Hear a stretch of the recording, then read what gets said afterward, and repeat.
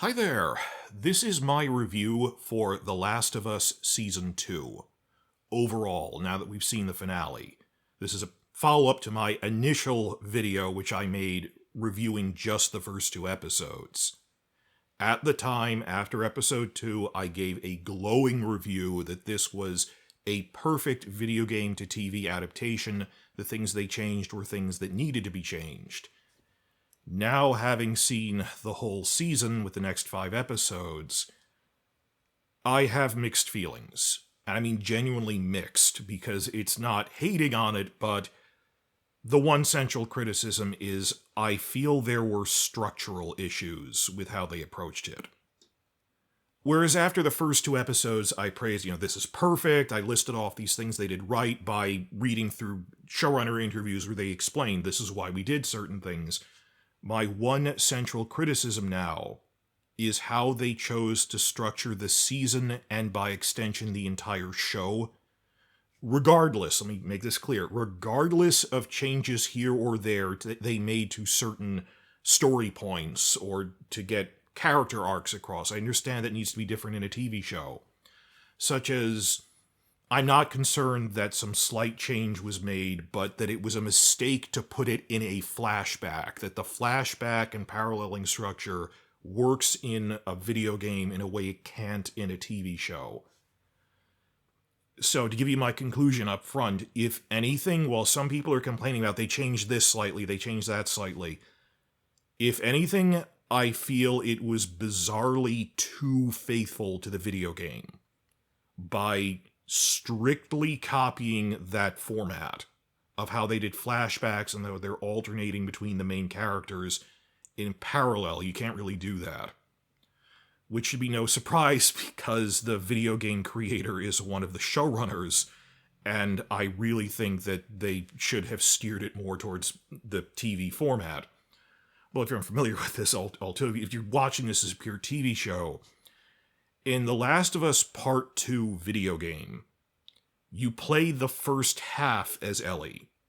Then the main twist of the whole thing, the entire thematic point, is that midway through the game, you shift to playing as Abby, the young woman who killed Joel, and that they're meant to parallel each other like that. That up to this point, in the game version, Abby was a mysterious villain, and you didn't even know what her motivation for killing Joel was. The TV show changed that, but it's this mystery of what she seems like this generic caricature villain, and then halfway through it goes, she actually has this whole backstory, and she was, from her perspective, the hero of the story killing the villain Joel, that she's the daughter of the Firefly doctor that Joel killed in the season 1 finale, when he massacred a hospital.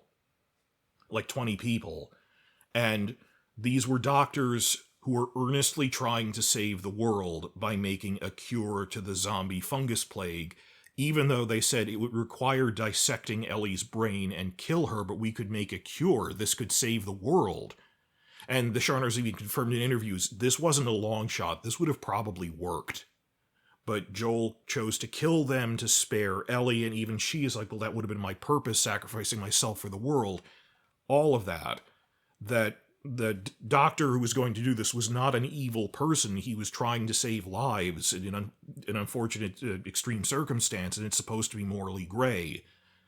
And Joel killed all of them. Even Ellie is angry at him for doing it. So Abby came back and got revenge and killed him. That you don't even find out why she did that. In my first video talking about the first 2 episodes, because I was reading off this great interview Craig Mazin did where he explained, in the medium of television, we had to explain who Abby was in the very first episode of Season 2. We could not leave that as a mystery. Arguably, in a video game, it's more impactful that you spend the entire first half of the game thinking Abby is just this cruel villain. Then halfway through, when you find out why she did it and who she is, it all makes so much sense, and she isn't a clear-cut villain or anything. You can't really do that in a TV show, and he spelled this out word for word in an interview.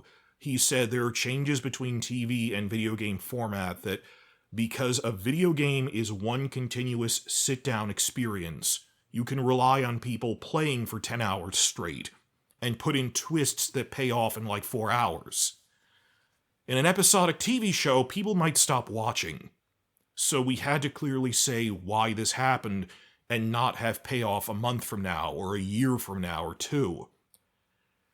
And the entire point of this video is I am stunned that after clearly explaining that principle of adaptation in the first 2 episodes, the rest of the season did not follow through on it at all. That I had real hopes. After reading that interview, I was left with the impression that the rest of Season 2 would intercut between Ellie and Abby's storylines. And I was surprised when it didn't. Maybe not a lot, maybe show a little of Abby, but still, I was surprised you don't see Abby again until the finale. Which was bizarre. This is too faithful to the video game format, not recognizing that an adaptation needs to change things. And there's a couple of, when I say they should have intercut it, there's more than one right way to do that. And tell me in the comments, which would you have preferred?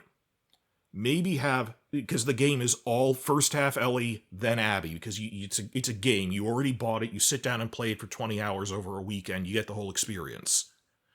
10 to 20 hours of this sitting. I don't know if you did pull an all-nighter to do the whole thing in one weekend, but you can do that in a game, you can't in a show. What was the right way to, would you have preferred to do it? Maybe the first half of the season, like the first half of episodes, be Ellie, but then at the mid-season, that's another thing when I went, oh, Abby isn't in episode 4, well, maybe episode 5 will shift to Abby. They didn't do that. That maybe the entire first half is Ellie episodes, and the entire second half is Abby episodes. Another way to intercut them is every other episode. So, like, Ellie is the odd-numbered episodes, and Abby is the even-numbered episodes, and they alternate. And yet a third way to do it is to intercut their storylines within the same episode, like how House of the Dragon will cut back and forth between what Rhaenyra's council is doing and what the Green Council with Alicent is doing within the same episode. So should they intercut within the same episode, alternated episodes, or I actually think the best way to do it was within one season. The first half is Ellie, then the second half is Abby. That's what I thought they were going to do, and now it's clear they're not. What the heck is Season 3 going to be like? That at the very end, Ellie finds and confronts Abby again, and then there's this confrontation, they're pointing guns at each other, then the outro is it rewinds the story. They have these on-screen title cards going Seattle Day 1, Day 2, and Day 3. There's 3 days there. It shifts back to Abby Seattle Day 1, which is pretty much what the game did. Exactly what the game did.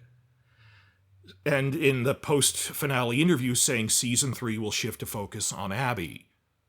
Do you mean literally the whole season? I'm hoping they don't. I actually think by mid-season they could shift back and catch up, but it was a mistake to do it this way.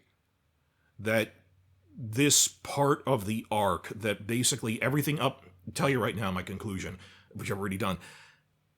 Joel shouldn't have died at the beginning of the show the way he died at the beginning of the game. They should have padded that out, put the flashbacks earlier, and had him die near the end of Season 2. And Season 3 should have been first half Ellie, second half Abby. At best now, Season 3 is going to be first half Abby, then Ellie again, but it loses that impact. And they really weren't able to recapture it because and they should have known they couldn't because there's clear differences in TV format. So people wonder, will Bella Ramsey even be in it at all? I think by the end of the season it'll catch up. They mentioned we'll have other flashbacks, so like there were flashbacks at the end of the season, so like Pedro Pascal might appear in an episode or 2 in flashbacks. Jesse might reappear because even as side character glimpsed on the horizon in Abby's storyline or something, we'll see him a little, but certainly Abby's friends, obviously, because, like Mel and Owen are alive at the beginning of Day 1, we'd see them more.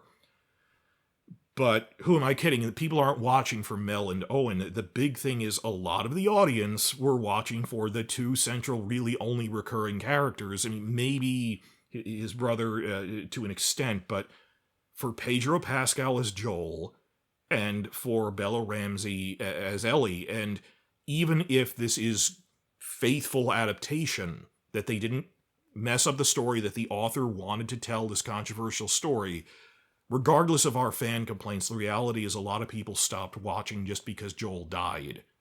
Like in Game of Thrones terms, we did wonder, would people stop watching after Ned Stark dies?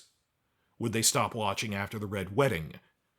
And the ratings kept going up, but that is a real concern. If you kill off a popular character, not even like how Rhaenys died, when it's central characters and the tone and direction of the show changes so much, the structure of the show of we're following Ellie all the time now, I don't know. I'm not faulting him for that. They can't control it. Some people are just watching for Pedro Pascal, and this is the story they're telling. What I'm trying to say is accepting as a given that everything else they changed was okay. And for the purposes of television, little things here and there like the mechanics of infection and stuff, they shouldn't have used this weird flashback format. And if they wanted to parallel Ellie and Abby, they should have done it within one season. One half, then the other half. And I'm not the only one saying this. A lot of news articles now, so I'm not... On the one hand, I'm not saying anything novel here. On the other hand, I'm hoping a lot of people agree with me. That's the point. Did they realize there was going to be a 2-year gap until season 3? They must have, because by the premiere, Craig Mazin was openly saying, I wasn't even sure if we'd get a season 3. They only renew it once season 2 does well now in the streaming world. They don't batch renew anymore. Well, then we have to wait for the streaming analytics. Well, then you're condemning yourself to 2-year gaps between seasons. So it's not even about losing audience momentum because it's a big show. It's the payoff to this isn't even going to come until next season. Accepting as a given that you wanted the impact of seeing who Abby is. You can't just push it into the next season like that. And it's at odds with that they revealed who she was in the first episode. If anything, they should have left that out. One or the other. It's weird how they met halfway like this. I really hate speculating without evidence. Because people just go, Kathleen Kennedy did this. But the reality is the co-showrunners are Craig Mazin and the game developer himself, Neil Druckmann. He's writing and directing certain episodes that I think what happened is that Craig Mazin managed to plead with him to at least make the one concession of clearly explaining who Abby is at the beginning of the season 2 premiere. And then the rest of the season played out strictly in the format of the video game.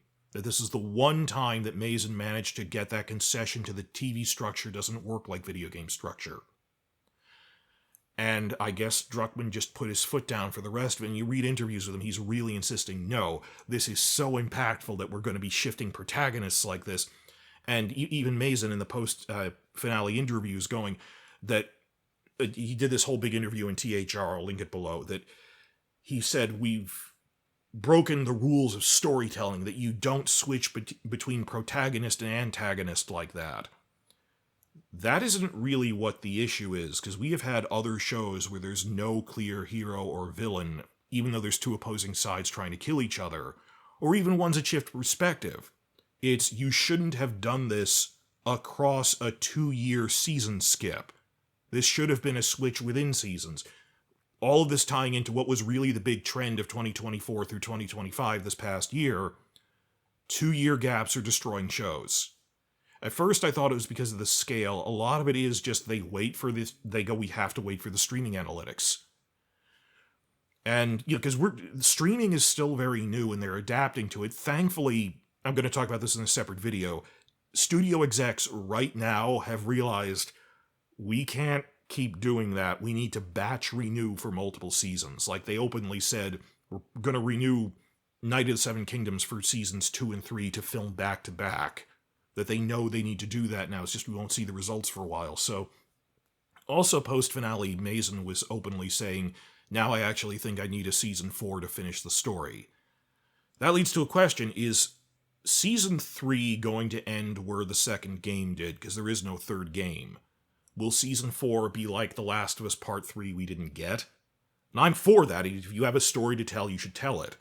And I'd like that. But they said it's going to go through season 4. Maybe they're going to film 3 and 4 back to back. I mean, they've only just started talking about greenlighting, though. They greenlit it, they haven't talked about production details. I'll feel better if it's a back-to-back renewal. Still, I don't know what's going on with this. It was weird to structure this exactly like the video game right after Craig Mazin made this whole thing in an interview explaining why the premiere episode changed the structure from the game because TV shows aren't structured like that. That you can't have payoff multiple episodes from now, or he said we can't have payoff to Who the Heck is Abby in season 3 because people might stop watching. They might even stop watching the episode after Joel dies. And I really thought that that would play out throughout the rest of the show. Everything else internally, and I want to make this absolutely clear, other little changes they had to make, I'm fine with. Even they pushed around certain things. Supercuts Delight has made a great series of review videos on this. I can't do better than he does, so I advise you to go and see those. I'll link them too. Where he pointed out what I was already thinking, that everyone's thinking really, that in the game, Ellie is the one consumed by revenge. Dina is her moral anchor, pleading with her to come back to Jackson, to home, to revenge will destroy you. TV show by mid-season instead had Dina urging revenge and Ellie being the one who's, I don't want to do that. I'm seeing articles and things just today. Winter is Coming that had a great article on paralleling both Last of Us 2 and House of the Dragon 2, saying, I feel like you're afraid to have your main characters, particularly female characters, be evil. That you soften their edges to try to make them likable. There's some truth to that, but I think a lot of it might just be that they want them to arc out. That they want Rhaenyra turning ruthless to be something across multiple seasons. That it's a process, and I get that. Or Ellie only really loses it by the end of season 3. I get that. With her storyline, but does that really work across multiple seasons? Because there's other points where it's a little too contrived to make it that they're not like that. There is an argument both ways about, well, a video game is a sit-down, one big experience. How do we arc out these things? Like, beginning of the season, this is the counterpoint. Beginning of the season, some people were worried where Dina says word for word, I'm not gay, I was just experimenting. And then later in the season, they have sex, and she goes, well, I'm struggling with my sexuality, and that they don't really know what. They said that with no internet and stuff, they don't really understand being bisexual, so she's confused. They talked about this. That turned out, that they said it arced out, that she was, instead of having her just, yup, I'm with Ellie at first, she spends 2 episodes being a little confused, and she broke up with Jesse, and there was payoff to it. Okay, you wanted it over a period of time. That isn't a change, it's just you took a while getting there. I honestly think that with the revenge thing, the finale was starting to arc that way, so I'll give them that. That just isn't the biggest problem.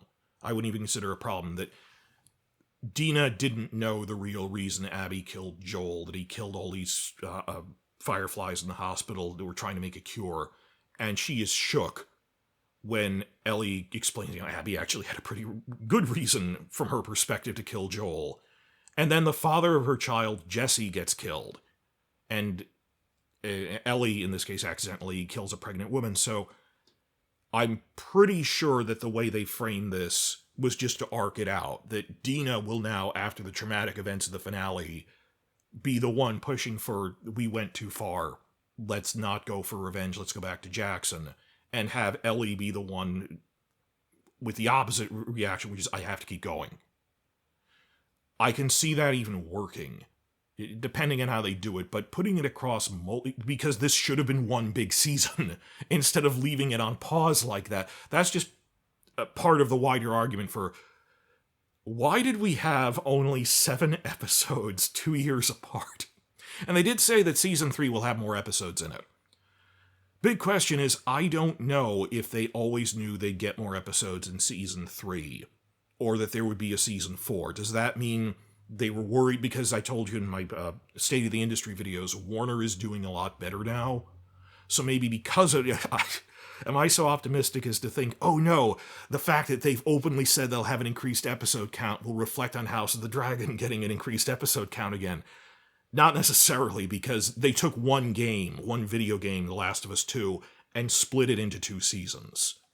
So just the way the narrative falls, that might just be why they need like at least one more episode. When they say more, they could just mean 8 as opposed to 7. That's fine. I don't consider that a lie or anything. Just, okay, we need at least 8 episodes next season to go over what we're doing. Why wasn't this Andor? Andor just had a 12-episode season. It took 2 years to make. It was giant budget, but people are going to be rewatching that forever. Why was this only 7? Season 1 was 9. That it was so important, the only point of this whole video, I keep saying, you should have had a longer 12-episode season, or at least 10, and told 2 halves of the Abby part, the Ellie part, then the Abby part. And have it all pay off like that within one really long season. And if it takes 3 years to make, it takes 3 years to make, because after 1 year, you've already lost momentum. You might as well take the time to get it perfect, because this isn't going to be a goddamn 7-season show. Most long-form shows like Succession and stuff, 4 to 5 seasons is considered a lengthy run these days. You have 2 video games. Why didn't you just make one really long second season that people would rewatch constantly? I don't know. It is weird how they structured this, and I don't even think that strikes or budget cuts had anything to do with it, that just we wanted to cover 7 episodes for the Ellie story, up to that natural stopping point.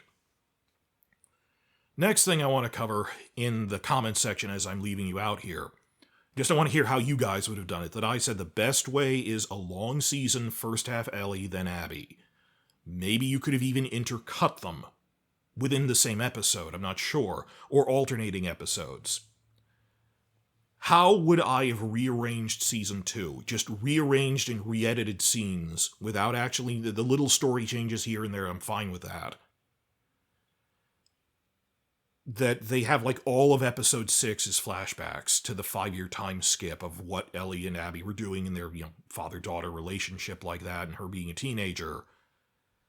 While that was an amazing, impactful hour of television, which will rightly be getting Emmy nominations, I think that should have been stretched across 2 episodes and intercut with, and this is what Abby was doing. Because the other bizarre thing they keep saying is, you'll see more backstory on the Seattle factions next year. Which makes sense, because Abby is in Seattle, obviously through her eyes that she's Isaac's right-hand girl in the WLF, and see them fighting in the game. She meets this rogue Seraphite who they become friends, and it's the whole story I'm not going to get into, but I can see that, but they're not even talking about, in real time. They're saying we'll have more flashbacks showing how the conflict between them deteriorated in the cycle of revenge. And you saw bits of this when Jeffrey Wright as Isaac, he played him in the video game too. It's just, they said, well, he looks so much like the character, we might as well have him play it in live action. It's great. That amazing scene of him torturing and interrogating a captured Seraphite by burning him with a pot.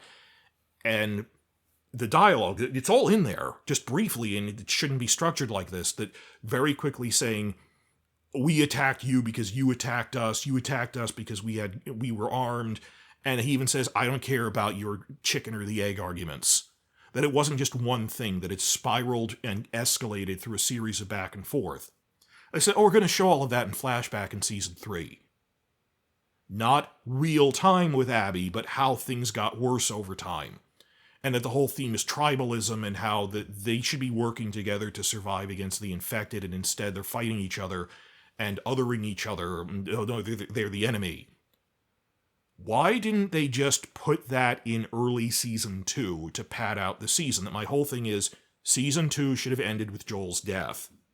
Rearrange it so the flashback episodes are earlier. And yeah, the episode count roughly would be the same, simply through a chronological re-edit.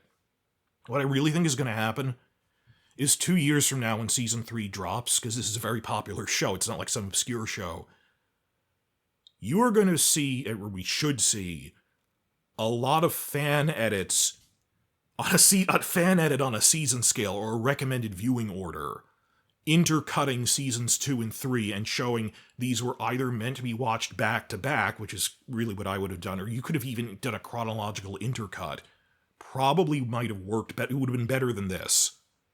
That a step up from what we got of a quick Ellie thing, then nothing, is either chronologically intercut to show what Abby was doing, or one half and the other half in the same season.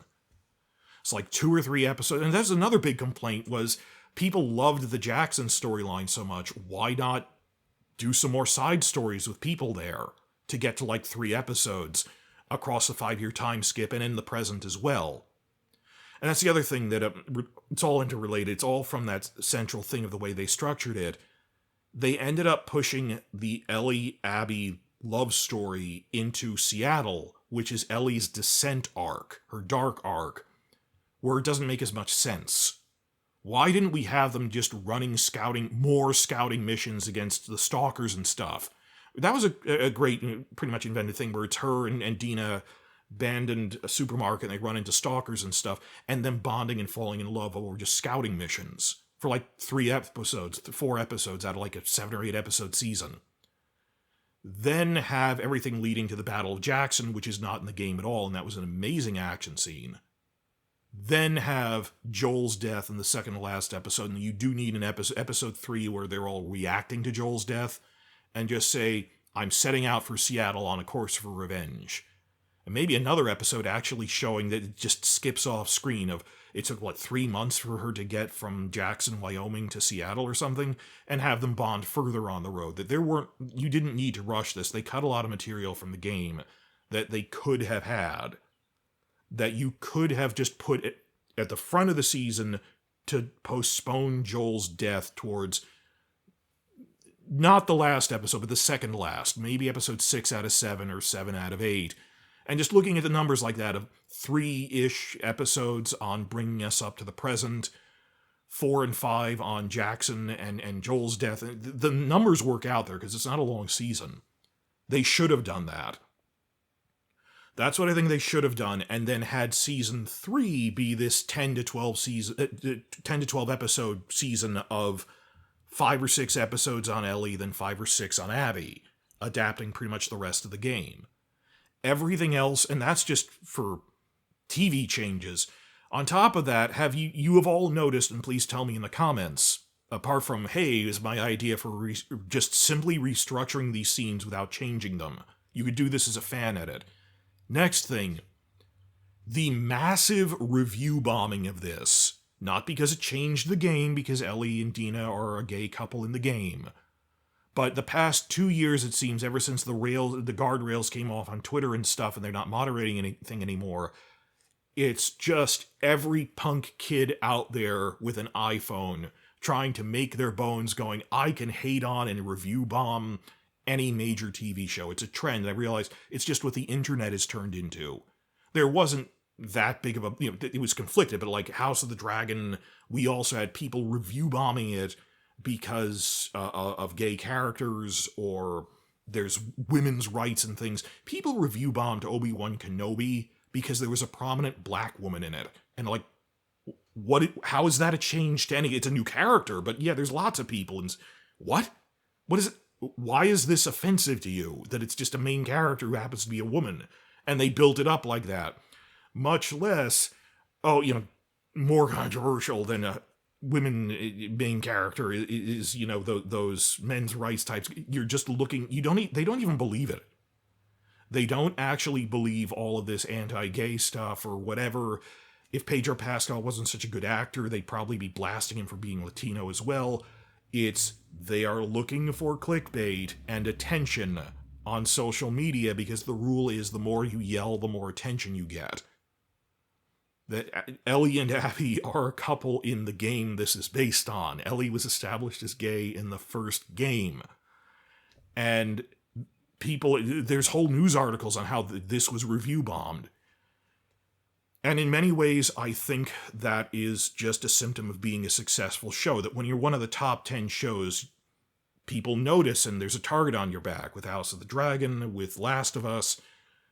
People aren't targeting like the 20th or 30th most viewed show on Netflix, which has prominent gay couples in it. They're looking for, let's take out the top dog big name. And the cynicism of that. That has nothing to do... There are complaints about the way they structured it, the way that... This is purely a structural criticism. I even said you could rearrange this, it would be the same story. It's just weird presenting it like this. I still think it's a great show. The acting is phenomenal. Everyone deserves Emmy nominations. The production design is amazing in movie quality. The dialogue is... When the dialogue is on point, it's on point. Obviously, the actors are elevating it a bit more, but there is good dialogue in this. The writing complaints are when they not so much the dialogue, but when they stretch out. Let's have Ellie's descent arc be a little more gradual, and we're arguing that doesn't make sense. These are arguments about the structure of stretching out a sit-down video game into an arc across multiple seasons, and they should have put more thought into it. I don't know about the arcs. Like I said, I'm giving them that, because it was arcing towards it by the end of the season. It's just, you should not have done this across 2 and 3. It should have been a longer season 3, where we have Ellie than Abby. I am still looking forward to season 3, because the reality is, knowing the video game, Abby actually has a really interesting storyline. But that's because I am familiar with the story already. What about there's always even exponentially more casual viewers who didn't play the video game, who don't care about Abby's story and are just going to stop watching because Pedro Pascal isn't in it anymore. I don't know. There were better ways to set this up. I'm interested in just learning more. The WLF Seraphite conflict is interesting, and the factions involved in rounding out this world. I don't think this will ever be the mega hit it was in Season 1 again, or even Season 2. It wasn't meant to be. I mean, it's a relatively short... This would never be a 7-season thing. There's 2 video games, guys. So I'm okay with that. It's just this wasn't meant to be this giant, expansive... Well, because there's fungus zombies in it, to another zombie franchise, The Walking Dead universe. With how many seasons they got, it actually got pretty good in later seasons after a slump in Season 7, but the different character spin-offs... I do wonder, though, like, they could, if they had a good idea, they could do spin-offs. I mean, I've seen people half seriously saying, can we just have spin-offs on side characters in Jackson? I'd watch that. That's interesting. When you just come up with new stories, they're not really based in the video game, but they could readapt certain video game side quests into new characters and make it work. Like Eugene this season was only briefly in the game. They expanded on that. They could make, like, side stories in this universe, and good writing is good writing, I'd watch.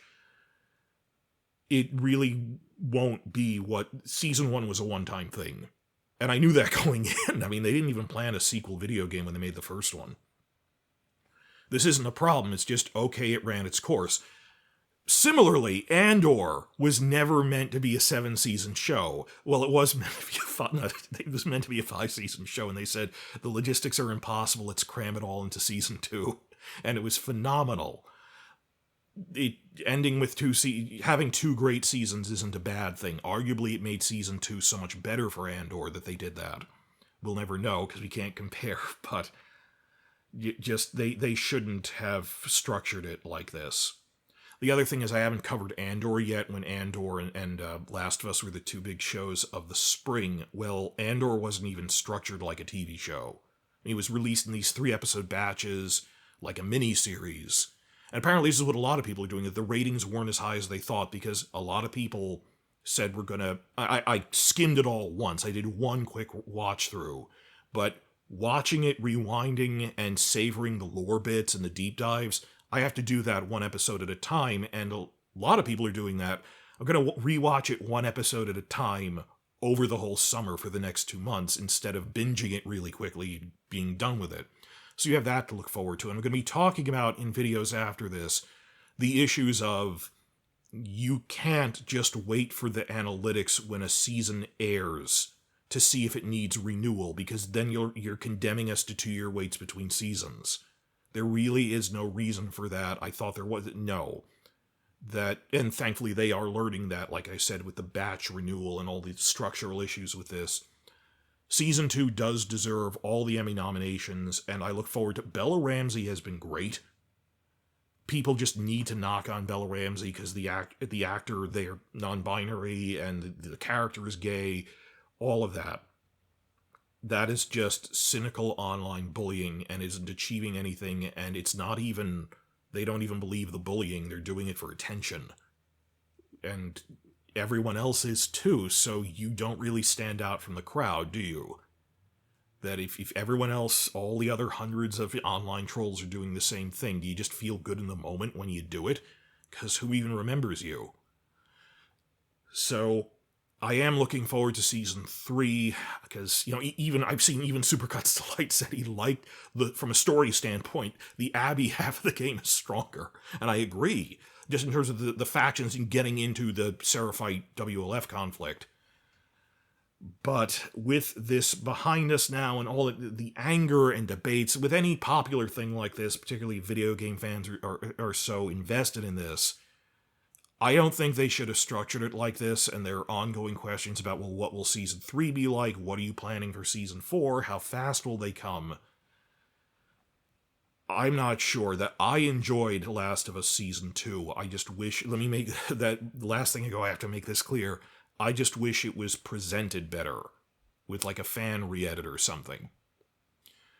And we're in for a bit of a fallow time, not as much as you think, but the rest of 2025 won't quite have this set of heavy hitters that we had early in the year. We had Severance, then head-to-head The Last of Us Season 2 and Andor Season 2.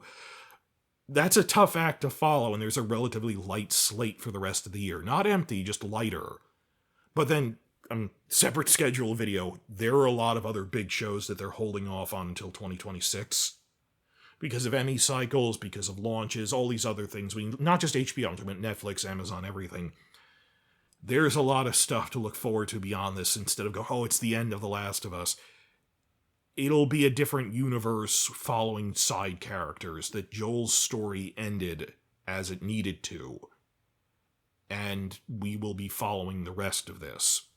And of course, Pedro Pascal's Fantastic Four later this year. But I want to hear your thoughts in the comments on all of this. I do try to respond to all of them.